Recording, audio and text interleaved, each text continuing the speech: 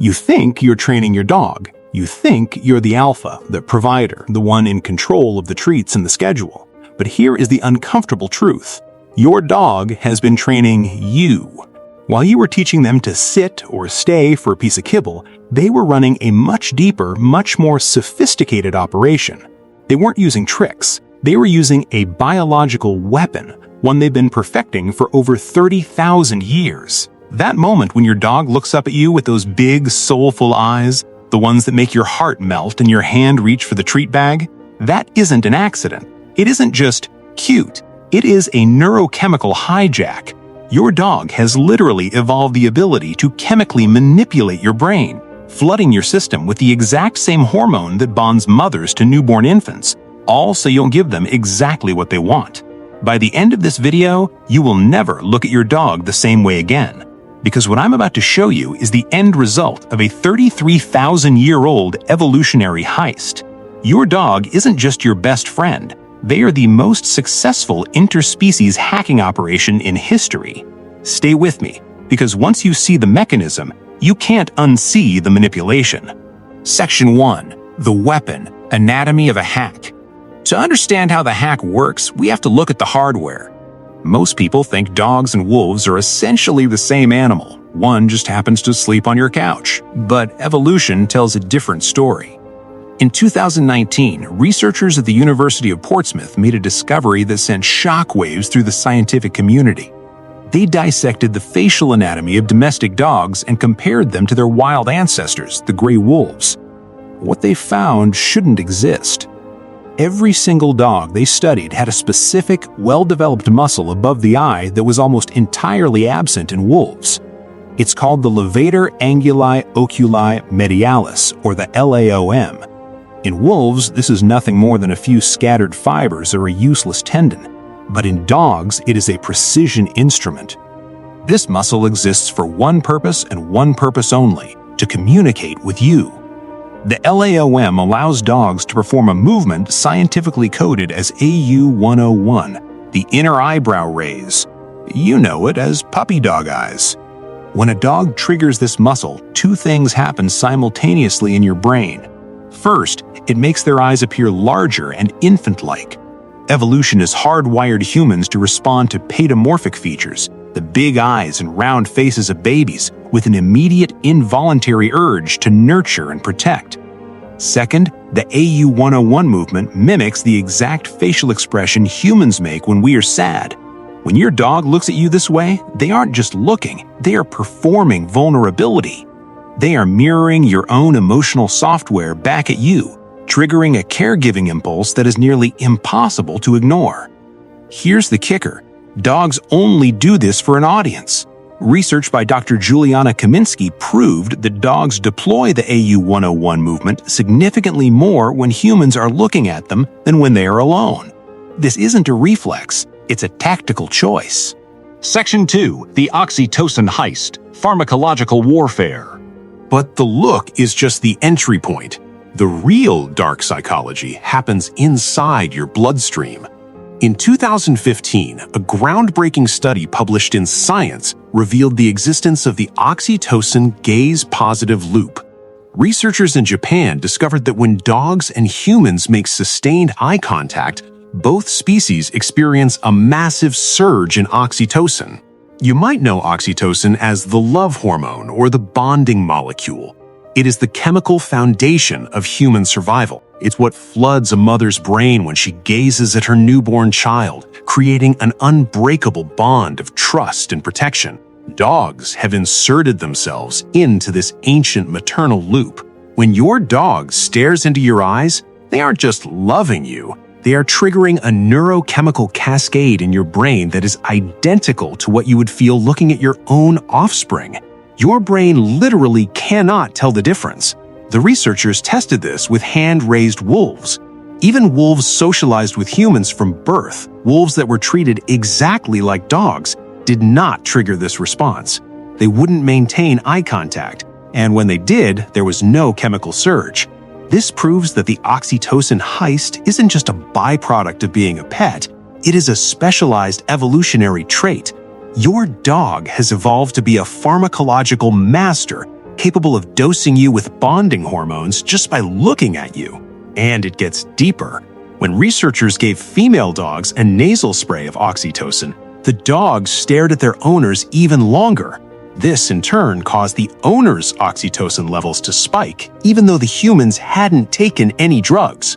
Your dog can literally modify their behavior to force a chemical change in your brain. Section 3. Behavioral Proof: The Survival of the Cutest. If you're still skeptical, look at the data from the front lines of dog survival, the shelters. In 2013, researchers studied 27 different shelter dogs to see what determined who got adopted and who didn't. They looked at speed, obedience, friendliness, and color. None of those were the primary factor. The number one predictor of whether a dog would find a home was how often they performed the AU101 eyebrow raise. The dogs who could manipulate human emotions the most effectively were the ones who survived. This means that for 30,000 years, we have been unconsciously practicing unnatural selection. We didn't breed the best hunters or the fastest runners. We bred the best emotional hackers. Every time we chose the cute puppy with the soulful eyes, we were rewarding the genes that were best at hijacking our neurochemistry. We have literally accelerated evolution to create a creature that speaks directly to our psychological vulnerabilities. Even the Siberian Husky, an ancient breed closer to wolves, often lacks this specific LAOM muscle. This is why Huskies are often described as stubborn or independent. They haven't fully mastered the hack yet. But the modern breeds, they are specialized professionals. Section 4. The dopamine loop, the 6-step mechanism. So, how does this work on a daily basis? This is the cycle your dog uses to keep you under their thumb. We call it the dopamine loop. Step 1. The objective. Your dog wants a resource. It could be the last bite of your steak, access to the forbidden couch, or a walk at 10 p.m. Step 2. The deployment. They initiate the long gaze and trigger the LAOM muscle. The inner eyebrows go up. The white of the eye, the sclera, becomes visible, a trait humans usually only see in other humans, which signals trustworthiness. Step 3. The hijack.